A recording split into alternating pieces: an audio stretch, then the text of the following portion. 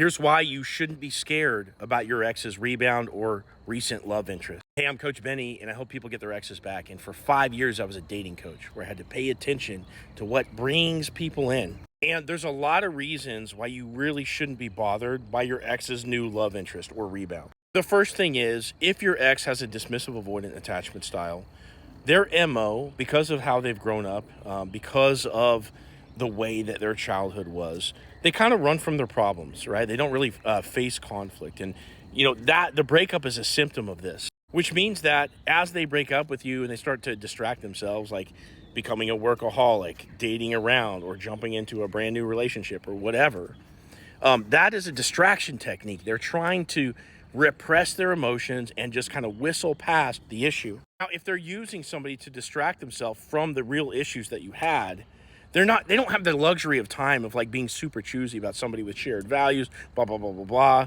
Okay. They just keep the train moving. Okay. Now, the second reason why you should not be threatened by your ex's little rebound is that if they rebounded so quickly, that relationship is destined to not last any longer than 4 to 6 months, which is that typical honeymoon period that a new relationship will take on. Of course, that would suck to have to sit around and wait, for them to break up with this new person. And they might not even make it to 4 to 6 months.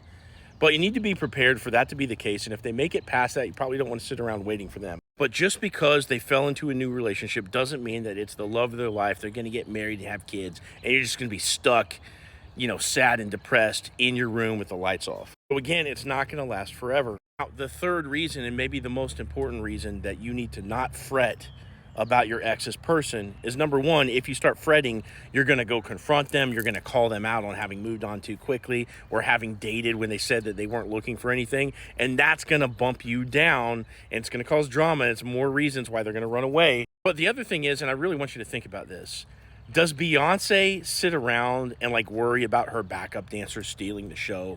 Is she going to her backup dancers at the end of the show and be like, listen, I want you to, reduce your hip movement by 30% because you're getting a little too flashy? She just goes out there and fucking owns the fact that she's Beyonce. So you never want to sit around questioning whether or not you were the rebound, okay? At the end of the day, you are Beyonce. Their little rebound, their little new love interest, that's the backup dancer. End of story. Doesn't matter how quickly they went to them or how quickly they went to you after another breakup, okay? You cannot think about yourself as the rebound. You're Beyonce. Or Beyonce's male alter ego. As the way that you think about yourself, your behavior follows. So next time you interact with your ex, if you treat yourself like a celebrity, guess what? You're going to act in that way. You're going to have that swagger, that entitlement, that nonchalance. And that's needed in order to attract. Listen, if you want my help with this process, I know it's emotionally difficult, okay? So if you want some help, click into my profile, click this link right here, and join our group. We have 3 Zoom calls every single week. You want to lean on other people that are going through the same thing. You want access to me over a group call. Click this link right here, sign up for the group, and I'd love to see you there.